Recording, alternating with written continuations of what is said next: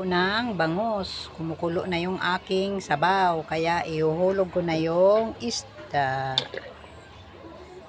Papakuluan ko lang saglit.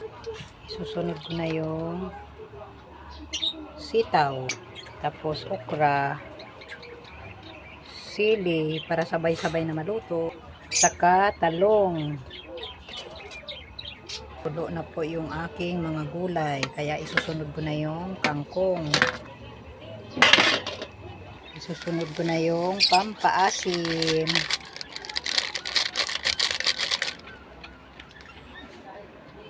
Pakuluan ko lang saglit. Luto na yan mamaya-maya. Ito na po. Luto na po yung aking sinigang. Pwede na pong kumain. Salamat sa inyong panunood, sa walang sawang panunood nyo sa akin. Kainan na po tayo.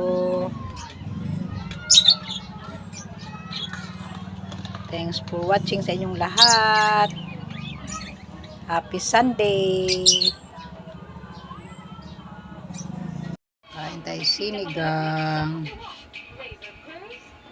Sinigang na bangus na maraming gulay.